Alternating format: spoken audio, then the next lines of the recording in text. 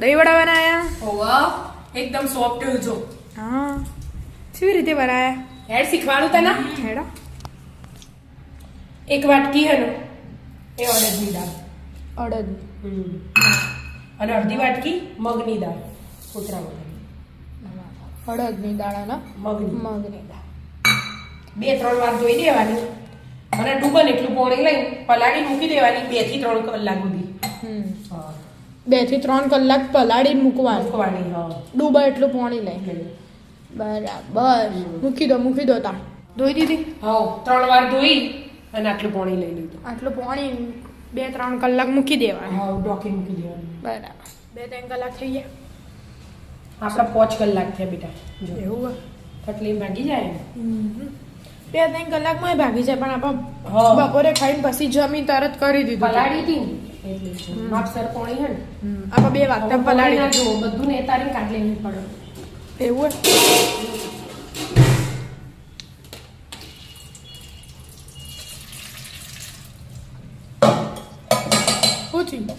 નેતાર દેવાનું એકલી દાળ જ વાટવાની. તો નજી નેતા પાણી તેઓ હતું. નેતા ને હા, એમ નેતા. ઉપર મેલી હોય એટલે બધાને પીસી દેવાની. હવે પાણી બધું કાઢી દેવાનું અને બધું પીસી દેવાનું. એમ હા. બરાબર. પીસી દો. પીસાઈ પીસાઈ ગયું. હા બેટા. પાણી વગર પાણી ના લેવા બિલકુલ એટલે જાડું ગઠણ ગઠા એવું હોય ને આવું બરાબર નહીં ફેટવાનું. ફેટવાનું.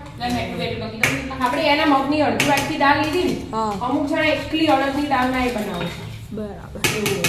એટલે જેને જેવી પસંદ હોય એવું લેવાય. હવે સ્વાદ અનુસાર મીઠું લઈ લેવાનું. લખવાનું બેટા જેટલું 2 ચમચી નાખી દો. નેની હે ને હવખી આપણને નેની શું નાખી દો. પાક્કું હા. ત્રણ થઈ હવે જાય. જીરું પણ એ તો નેની હે બકા. નેની હોય એટલે મોળું હોય ને તો ના ભાવે બેટા. જીરું ને ધાણા જીરું હા 2 ચમચી જીરું નાખજે. 2 ચમચી જીરું. એને ધાણા ધાણા જીરું જીરું કહેવાય. એ ધાણા જીરું હતું અને જે એક તું ચમચી નાખતી હિંગ નાખી હતી દો. હિંગ તો ખબર હે. હા, એક નાખી દે એટલી હિંગ. અને આદુ અને મરચાની પેસ્ટ. લસણ નહીં. ના લસણ ના આવો. આદુ અને હવે મરચાં. બરાબરનું અને ફેટવાનું. પેલું કાઢો આપણે ના એ ના જો શસ્ત્ર. એ શસ્ત્ર ના જો હાથથી ફેટવાનું. હાથથી ફેટવાનું. એવું હાથથી હારું ફેટા કે પાછું એક જ દિશામાં ફેટવાનું આવા તો આખો કલર બદલાઈ જશે જો જેમાં હા એટલું ફેટવાનું. એક દિશામાં ફેટો 5 મિનિટ જેવું થયું. હવે ને પાણી લઈ લેવાનું પીવાનું આપણે. હા. એમાં ચેક કરી જોવાનું શું ચેક કરવાનું? આમ કે છૂટું નહીં પડી જતું નારી એ. એવું એમ? હા જો આવું તરવું જુઓ તો આપણું ખીરું કમ્પ્લીટ તૈયાર જ છે. અને આમ છૂટું છૂટું થઈ જાય તો કમ્પ્લીટ પછી નહીં. ફરી બરાબર ફેરવું પડે જો કલર બદલાઈ જાય ને હા. કેટલું ફૂલ્યું એટલે એક જ બાજુ આમ ફેટી જવાનું. આવું તેલ ગરમ કરવા મૂકી દઉં હા. અને વડા તળી દેવાના. એવું એમ? તેલ ગરમ કરવા મૂકો તા. હા હાલ જ હાથ ધોઈ. મૂકી દીધું. હા તેલ ગરમ થઈ ગયું. ગરમ થઈ ગયું. જેવો આકાર પાડવો હોય ને એના આના ને ને એને હમણાં ફૂલસી એટલે જોતું. ફૂલું હા ફૂલું થોડી ફૂલ જ કરતા ફૂલું જ નતા લે છી વાત કરું તું આ બેટર ફૂલી તો એના ફૂલો લે એને બધી ખબર જ હોય. એટલે એટલી આખો દાડો ખાવાનું જોતી હોય એટલે ના ખબર હોય. ખાધા તો હું મરે ને એટલે હા એ તો એને તો ખાધા મારા ફર્સ્ટ ટાઈમ. તું ખાતી નહીં દહીં વાળું તને એટલે દહીં ભાવતું નહીં અને હું તો જોયું એ નહીં બનાવતો. હું તો જોઉં પહેલી વાર. દહીં હા. દહીં એમ વાળું નહીં ખાધું હશે પણ જોયું નહીં બનાવતા એટલે હું તને પૂછ અરે, એટલે મને તો નહીં કહું ખબર છું. કશી. ફૂલું એમ મને તો લાગ્યું પેલા ગોટાની જેમ ફૂલું બૂલું ના હતો. ના. જેવા પાડ્યા હોય એવા પડી જાય એવું ના હોય એવું જોઈ જો ફૂલું. ફૂલ્યા ને ઉગડે છે ફૂલ્યા? ફેવરિંગ બતાવો. પણ આમ દહીં વડા તો આમ આટલું મોટો ના હોય. એ મોટા એ તો હા તમારે જે રીતે બનાવે જેવા બનાવે એવા બનાવવાના. લોબા ને ના જેવા થયા દેખો આવડા જ થાય મોટા ને એના જેવા રાખવા એવા થોડા રાખવા. મોટા રાખ. આનાથી તો અમે ભાગીને જ ખાવાનું હોય ને આ તો બસ આવડા જ રાખતા ને પાડતા હા પાડતા ફાવો અને મસાલો હરખો ભળો અંદર દહીં જાય હા. લીલી ચટણી લાલ ચટણી ગોળી તીખી આમ ચટપટું મસ્ત હજી લાગે. બનાવવાની. હા વિદ્યાબેન દહીં તૈયાર કરી દેશે. દહીં તપેલી ભરીને બનાવીને જ મૂકેલું છે તૈયાર કરી દો, હેડો, એકદમ બતાવી જાઓ. મોળું હોય મને ધોણા પુલ સેજ હા, અને થોડી વાર સાઈડ ઉપર હે ને સેવા કરવાના હોય તો ક્રિસ્પી કરવાના હોય ના ક્રિસ્પી ના કરે બેટા કલર બદલાઈ એવું લઈ લેવાનો અને અમુક ગરમ પાણી મૂકો વિદ્યા ઊભી થઈ છે બેટા 2 મિનિટ ઊભી થા. અને ખાવા હોય એટલા જ પાણી મૂકવાના પાણી મૂકવાના બીજા Yes. સ્ટોર કરવા એ જ થાય ના પાણી મૂકવાય બદલાવો આમાં. હક નહીં આવતું ના મુકાય બધું કરાય તું તો દીદી ઊભી રહે. સારું યાર બોલું એ નહીં મૂકે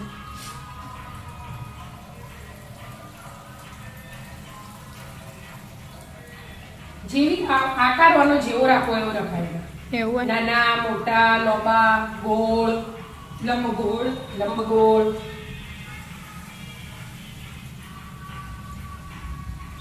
શું કરે પેલી વિદ્યા પાણી નવાઈ કર દો થોડું ગરમ કરવાનું એમ હા, નવાઈ. આ તો પાણી છૂટું છૂટું ના થઈ જાય ના થાય બેટા.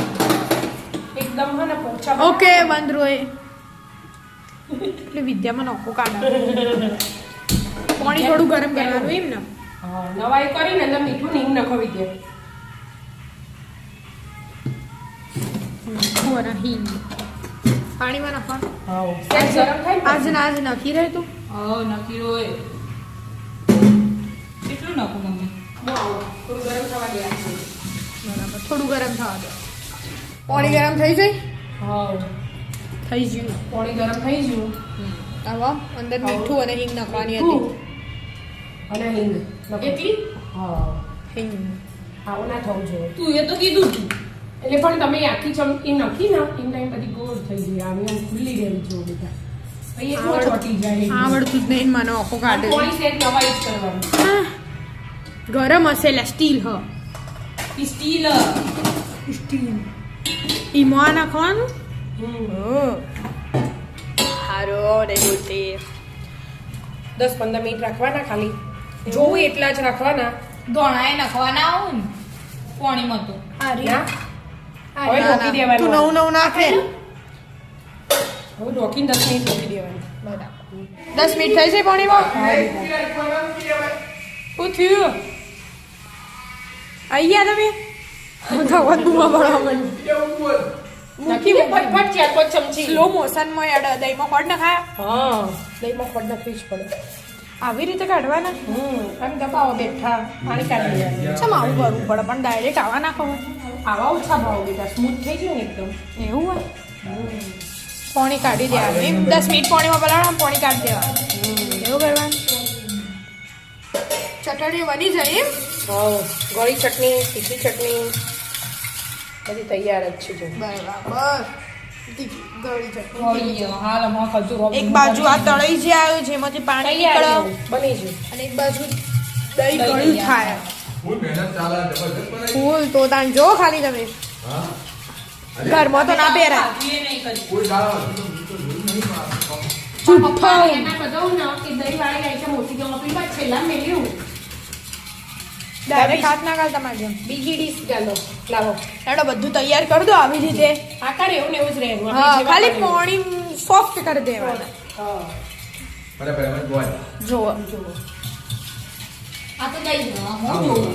પપ્પા જેવું થાય ખાલી જોવો અમે તળ્યું પછી પાણી કાઢે ને પછી અમે કરે મોડી વાત કરી સારું બીવાઈ જાય એવું કરવાનું હવે આ બસ તૈયારી જ છે ખાવા જ દેવાનું આ બસ આ થઈ જાય પાણીથી નીકળીને એટલે ખાવા જ બેસી જઈએ હા ને બધું કરી દે હેડના તૈયાર થઈ ગયું હા દહીં તૈયાર ગળી ચટણી તૈયાર તીખી તૈયાર ને ઉપરનો મસાલો તૈયાર કરે વિદ્યા શું શું નાખ્યું તેમાં ચાટ મસાલો લઈ લીધો સંચળ મીઠું અને મરચું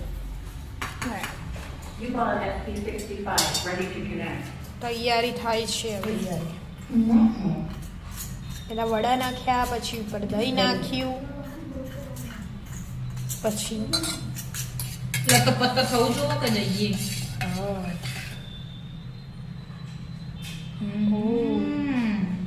ગળી ચટણી નાખી તીખી ચટણી તીખી ચટણી નાખી આ તો આલુ પૂરી બનાવો નહીં આલુપુરી બનાવતી હું બધામાં આલુપુરી દેખાય તને પછી પેલો મસાલો તૈયાર કર્યો તો એ નાખી દીધો ઓ તૈયાર હવે ચમચીથી ખવડાવી. હવે આપણે સેવ નખવી હોય તો નખાય નખવાનું. ના નખવી હોય તો કશો વાંધો નહીં.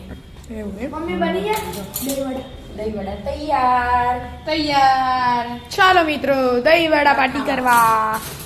રાધે રાધે. રાધે રાધે